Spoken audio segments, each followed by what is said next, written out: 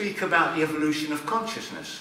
If we look into Steiner's work, Steiner speaks of the Indian epoch, the Persian, the Egyptian, Greco-Roman, and the present epoch today, which is the post-Atlantean.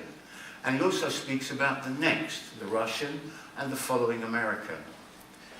But let's have a look at what we mean, how we've evolved and what has evolved in these last 10,000 years.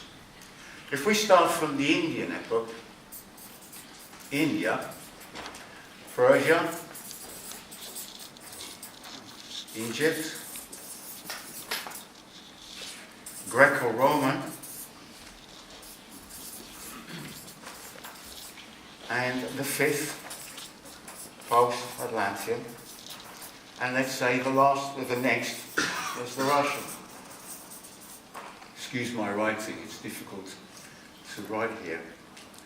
Now, we developed in the Indian, we consolidated in the Indian epoch the life force body, what we call the etheric body. We could say that we actually consolidated the life body for what we were going to do afterwards. So we resolved and consolidated the etheric body. In the Persian period, we consolidated the astral body, which is the seat of the soul. In the Egyptian period, we developed the sentient soul. Greco-Roman period, the mind or intellectual soul. And in this fifth post-Atlantic period, we're developing the consciousness soul, which is the first part of the soul that's linked to our higher nature. And if we look at the Russian period, we will be developing the spirit self. And this is all quite simple. We can read this anywhere and find this in a lot of anthroposophical literature. But what was important and what is important to us is the fact that in the Indian period, while the people, or us in previous incarnations, were developing and consolidating the etheric, in the mystery centers, let's call it the religious centers, they were already developing what would come about in the Persian period, a consolidation of the astral body. In the Persian period, in the mystery centers, we were developing already the content of what would follow on in the next civilization. And this goes on from the Egyptian into the Greco-Roman, and from the Greco-Roman into this period now.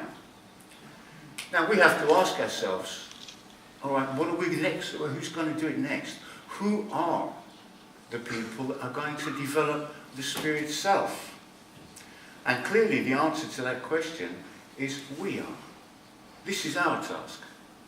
The way we work through spiritual science, anthroposophy, and as an arm, biodynamic farming, it is we that have the task to develop the spirit self for the Russian period of civilization.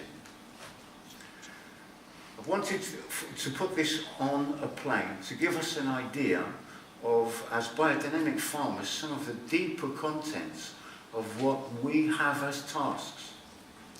Initially, we have a task. If we look at the lectures of Koberwitz, in the second lecture, Steiner is quite clear that the earth as an organism is dying. And it is our task to give life so that humanity can evolve. If we don't do this, we can clearly say that humanity for now is finished. We have nowhere to go. We will not have something for which we can evolve. This is our task. As biodynamic farmers, okay, we have to sell our products. We have to live and develop.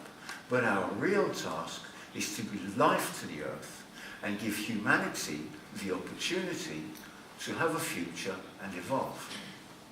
And so with the long-going tasks of working the land, as most of us here do, and the fact that it is our work, our consciousness, how we work, it's going to lay the seeds, and we're already laying the seeds for what life will be in the next civilization. So I wanted to put us on this level, because this is where our work is. It's not about pruning or working. I work horses in vineyards. That's why I've been asked here to speak today. But that's not the point. The point is that we must develop our consciousness to be able to take on these tasks. And this is the kind of language that I will bring forward today.